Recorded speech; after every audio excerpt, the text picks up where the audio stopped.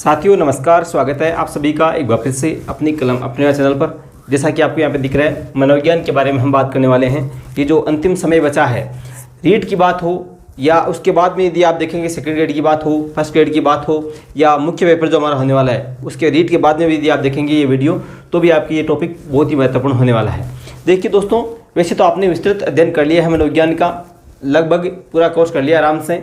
अब ये जो समय बचा है महीने भर का, इसमें किस प्रकार से मुख्य टॉपिक है, किन किन बातों पे हमें ध्यान देना है, कहाँ से बार बार सवाल पुटअप होते हैं, किस प्रकार से हमें अध्ययन करना है, कौन सी किताबें हो, जो भी आपके कंफ्यूज है मनोविज्ञान से संबंधित, और दोस्तों बहुत अच्छा स्कोर कर पाएंगे अंतिम समय में आप इस प्रकार से यदि पढ़ते हैं। दोस्तों ये कोई बाध्यता नहीं है कि आप इस प्रकार से ही पढ़ें, जैसा मैं बता रहा हूँ आप वैसा ही करें। जैसा मेरा तरीका था मैं आपके सामने रखने की कोशिश करूँगा और मैं विश्वास दिलाता हूँ आपको बहुत ही पसंद आएगा और दोस्तों आपके लिए बहुत ही महत्वपूर्ण साबित होने वाला है। आराम से पूरी बात करेंगे मनोविज्ञान के जो भी आपके कंफ्यूज है, किस प्रकार से पढ़ने, कौन कौन से टॉपिक महत्वपूर्ण है, वो सभी बातें हम आराम से करने वाले हैं। दोस्तों शुरू करें उससे पहले एक बार सभी आप शेयर करेंगे, और दोस्तों हमारे चैनल पे आप नए हैं तो अभी आप सब्सक्राइब करके हमारे परिवार का सदस्य जरूर बने। टेलीग्राम ग्रुप अपना, वहाँ पे आप सर्च करके जुड़ सकते हैं, अपनी कलम अपनी आवाज़ वहाँ पे जाके सर्च करें, अपनी कलम अपनी आवाज़ वहाँ पे जुड़ सकते हैं। और दोस्तों आप सभी को जैसे पता ही है, संस्कृत व्याकरण के लिए आप यूट्यूब पे सर्च कर सकते हैं, संस्कृत बाय राम सर, एकदम सरल माध्यम में बताई हुई है। नेक्स्ट वीडियो लेके आ रहा हूँ संस्कृत को लेके, किस प्रकार से अंतिम समय में, अंतिम महीने में संस्कृत की तैयारी, कौन से मुख्य टॉपिक है, कहाँ से सवाल ज़्यादा बनते हैं, वो सभी बातें संस्कृत की वीडियो में होने वाली है। संस्कृत ग्रामर आपको पढ़नी है, संस्कृत ग्रामर आराम से पढ़नी है तो यूट्यूब पर जाके सर्च करें संस्कृत बाय राम सर, एकदम शॉर्ट वीडियो, एकदम सरल माध्यम में कराई हुई है। तो देखिए मनोविज्ञान टॉपिक आप सभी को पता है, सिलेबस आप सभी ने देख लिया होगा। जिन्होंने अभी तक रीट का सिलेबस ही नहीं देखा वो आप एक बार कमेंट जरूर करें, मैं अपलोड करा दूंगा पीडीएफ, आप उसका प्रिंट जरूर निकालें। आपके जो टॉपिक हैं, आपके जो भाषाएं हैं, तो मनोविज्ञान और आपका जो सब्जेक्ट है, जो लेवल बर्ड से हो, सेकंड से साइंस, मैथ या एसएसटी, वो आप प्रिंट जरूर निकालें। उसके आधार पर एक बार देखिए कौन से टॉपिक मेरे महत्वपूर्ण हैं, कौन से मुझे सरल लगते हैं, कौन से मुझे बार बार सवाल गलत हो रहे हैं जब मैं टेस्ट सीरीज मिलाऊँ, मॉडल पर मिलाऊँ, तो वो आप अंतिम समय में एक बार जरूर करें। अब देखिए टॉपिक है मुख्य बाल विकास, अधिगम, अभिप्रेरणा, व्यक्तिगत भिन्नता, व्यक्तित्व, बुद्धि, समायोजन, आरटी 2005, 2009, और मैंने ये 3 टॉपिक यहाँ पे अलग लिखे हैं, मापन, मूल्यांकन, उपलब्धि वृक्षण और क्रियात्मक अनुसंधान। ठीक है, अब ये टॉपिक हैं, अब इनमें किस प्रकार से हमें अध्ययन करना है, किस प्रकार से पढ़ना है अंतिम समय में। आपने एक बार पूरा अध्ययन कर लिया होगा, पूरा सिलेबस कवर कर लिया होगा। यदि पहली बार जो पढ़ रहे हैं, अभी तक एक बार भी सिलेबस कवर नहीं किया, तो भी यदि कम समय बचा है तो इन बातों का विशेष रूप से ध्यान दें और आप अच्छा स्कोर कर पाएंगे। दोस्तों सबसे इंपॉर्टेंट बात है, यदि आप मनोविज्ञान पढ़ रहे हैं तो इसको हमेशा सकारात्मक लेते हुए पढ़ें। इसमें मनोविज्ञान में बच्चा महत्वपूर्ण होता है, शिक्षण विधियों की बात हो, बच्चे को हमेशा महत्वपूर्ण मानना है, वातावरण का महत्वपूर्ण स्थान होता है, बच्चा करके सीखता है। ये मतलब आपको सकारात्मक रखते हुए सवाल करने हैं, पॉजिटिविटी रखते हुए दिमाग में। आपको जो भी सवाल पढ़े परीक्षा में तो हमेशा सवाल आराम से पढ़ें, चारों ऑप्शन पढ़ें, उसके बाद सकारात्मकता रखते हुए उस सवाल का जवाब दें। दोस्तों सबसे पहले हम बात करें इंपॉर्टेंट टॉपिक जो है हमारा, सभी टॉपिक जो भी हैं, परिभाषा कहीं से भी आ सकती है। परिभाषाएं, इसका तरीका क्या है परिभाषाएं याद करने का, आप खुद 2 से 3 पेज बनाएं, कम से कम 40-50 परिभाषाएं हो जाएगी जो अलग अलग टॉपिक की होगी, और आप खुद अलग अलग पेज तैयार करें अलग अलग टॉपिक के। अब उसमें हर परिभाषा के अंदर 2 शब्द, एक शब्द ऐसा पकड़ लीजिए, ये ऐसा एक शब्द है जो मनोवैज्ञानिक, इस मनोवैज्ञानिक का नाम है, जैसे मनोवैज्ञानिक का नाम लिख दिया, ठीक है, कि ये मनोवैज्ञानिक का है। इसमें एक शब्द परिभाषा के अंदर ऐसा पकड़ लीजिए कि ये शब्द, इससे हमें किस प्रकार से याद रखना है। जैसे बात करें crow and crow, crow and crow, तो इससे जो परिभाषा पढ़े तो इसमें शब्द आता है आदत। क्या आता है? आदत। तो क्रो का मतलब कौवा, कौवे की आदत किस प्रकार से होती है उस प्रकार से आप याद कर सकते हैं। एक शब्द है जैसे केटल, एक मनोवैज्ञानिक का नाम क्या है? केटल।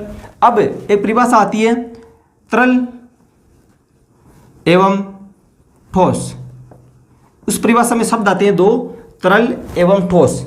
तो यहाँ पे आप लगा सकते हैं केटल का मतलब क्या होता है? केतली। जैसे चाय की केतली है, पानी की केतली है। अब यहाँ पे केतली खुद क्या है? ठोस है, और उसके अंदर जो पदार्थ है, पेय पदार्थ है, वो क्या है? तरल है। इस प्रकार से केतल मतलब आप तरल और ठोस जब शब्द जिस परिभाषा में आए वहाँ पे केटल मनोवैज्ञानिक ये परिभाषा दी है। इस प्रकार से आप खुद वो पेज बनाएं और 1 या 2 शब्द पकड़े उस परिभाषा में जो आप कभी भी नहीं भूलेंगे। ठीक है, तो ये आप इस प्रकार से परिभाषाएं सभी टॉपिक्स की बनानी है, और मेरे हिसाब से आप सभी ने बना रखी होगी। ठीक है, अब परिभाषाएं तो हो गई सभी टॉपिक्स की। अब बात करते हैं सिद्धांत। अंतिम समय में याद यदि आप पूरा कोर्स नहीं कर पाते हैं तो ये बातें आप आराम से देख लीजिए, इतनी बातें आप एक बार कवर कर लीजिए, आप बहुत अच्छा स्कोर कर पाएंगे। सिद्धांत, अब सिद्धांत की बात करें, जितने भी सिद्धांत दिए हैं, जिन जिन मनोवैज्ञानिकों ने सिद्धांत दिए हैं, ठीक है, उनके प्रवर्तक जो भी हैं सिद्धांत के, एक तो प्रवर्तक, ठीक है, उसका नाम, और उस सिद्धांत में किस जीव का, मतलब जैसे चूहा है, बिल्ली है, कुत्ता है, उसका प्रवर्तक और उसके जो जानवर है उसका नाम।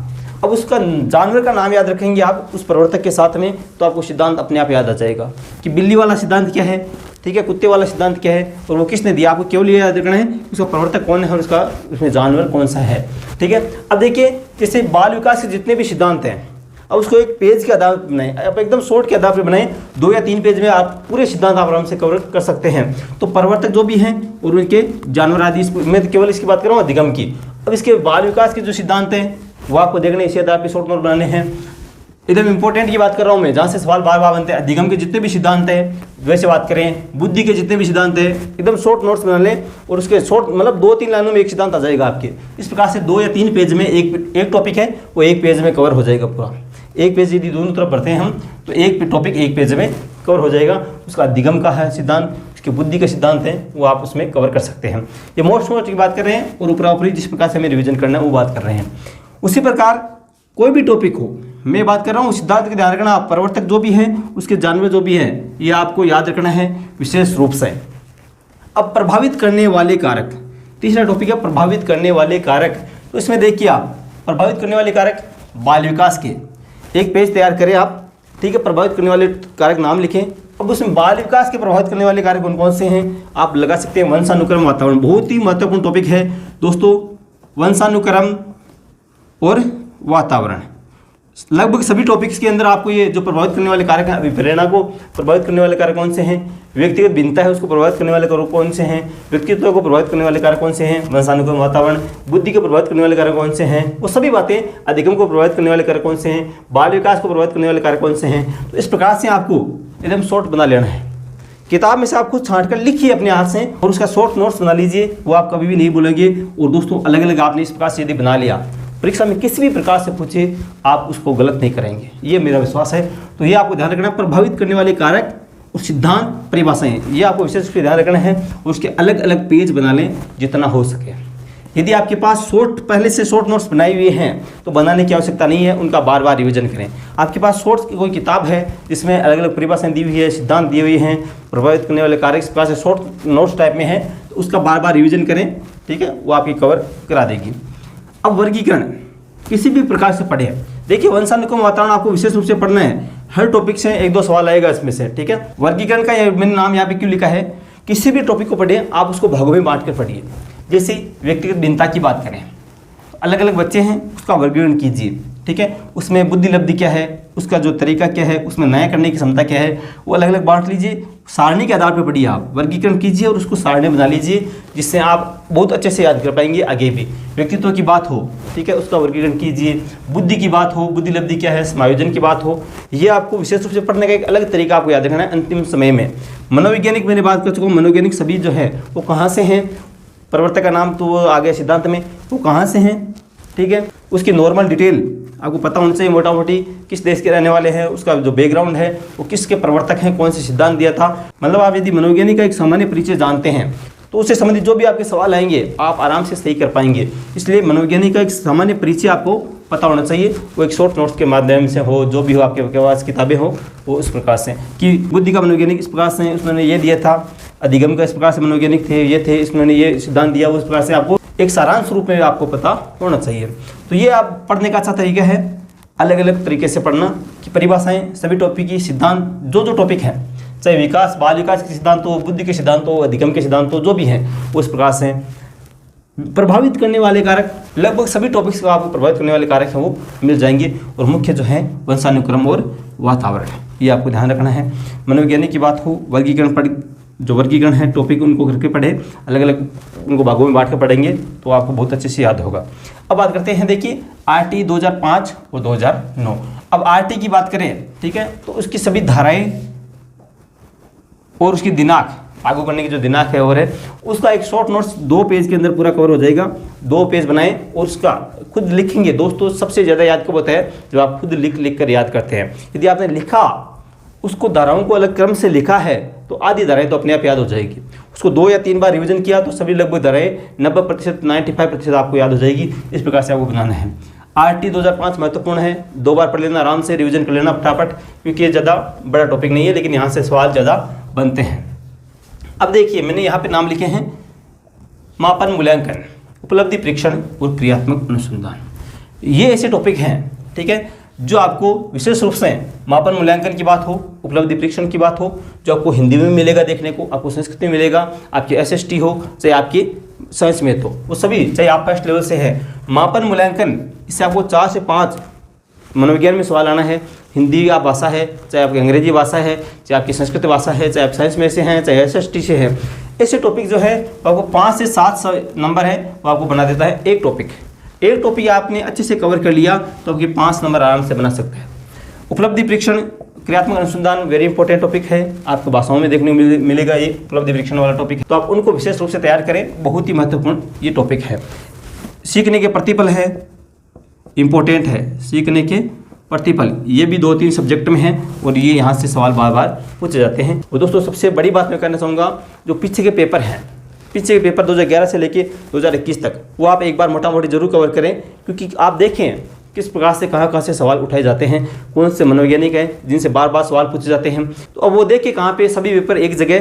तो हमने, हमारी यस गुरु टीम ने एक अच्छा प्रयास किया है। यस गुरु आप जो ऐप है डाउनलोड कीजिए, यस गुरु ऐप आप डाउनलोड करें, उसके जो भी ओल्ड पेपर हैं वो वहाँ पे आपको मिल जाएंगे। उसमें मनोविज्ञान के किस प्रकार से सवाल पूछे गए हैं, कौन कौन से जो मनोवैज्ञानिक हैं, प्रवर्तक हैं, सिद्धांत हैं जो बार बार सवाल पूछ रहे हैं, तो वहाँ से आपको ध्यान रखना। फ्राइड का जो है क्रो एंड क्रो का है, ठीक है, आपकी जो जीन पियाजे है, ठीक है, थॉर्नडाइक है, बांडुरा है, सामाजिक अधिगम सिद्धांत है, वो सभी जहाँ से बार बार सवाल पूछे जाते हैं वो आपको विशेष रूप से ध्यान देना है कि कहाँ से सवाल। जब आप ओल्ड पेपर पढ़ेंगे, ओल्ड पेपर के सवाल देखेंगे तो आपको पता चलेगा। अभी समय है, आराम से आप देख सकते हैं। और जिस प्रकार से मैंने बताया है आप कोशिश करें इस प्रकार से पढ़ने की।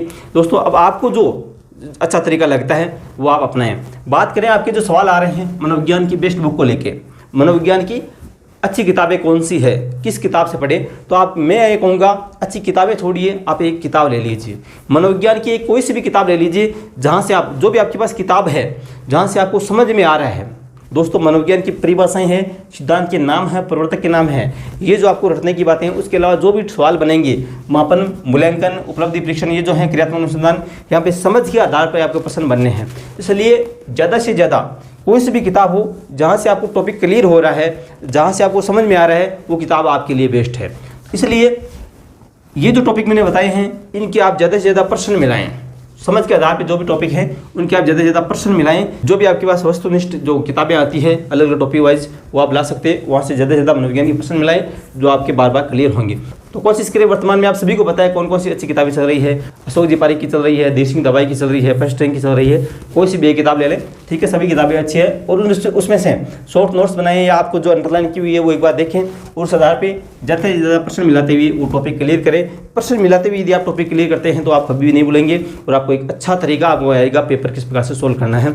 उसके प्रश्न जो भी हैं वो आराम से पढ़ें, उसके चारों ऑप्शन आराम से पढ़ें और उसके बाद सकारात्मकता के साथ उसका जवाब देने की कोशिश करें। ठीक है साथियों, ये बात होगी मनोविज्ञान की। इसके बाद हम बात करेंगे संस्कृत की, किस प्रकार से अंतिम महीने में जो मोस्ट इंपॉर्टेंट टॉपिक हैं आपको देखने हैं। उसके बाद हिंदी की बात करेंगे, SST की बात करेंगे।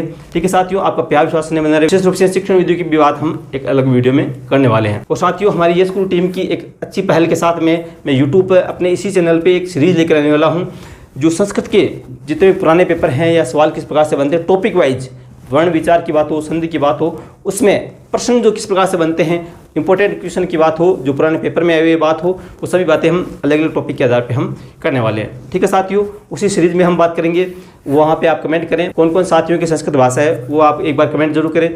ठीक है, आप एक बार सभी को शेयर करते हुए बताएं कि संस्कृत की जो टेस्ट सीरीज है, पुराने पेपर है, जो टॉपिक वाइज प्रश्न है, उसकी सीरीज लेकर आने वाले हैं, तो उन सभी को आप यहाँ पे एक बार जरूर जोड़ें। ठीक है साथियों, मिलेंगे नेक्स्ट वीडियो में, तब के लिए जय हिंद, जय भारत, धन्यवाद।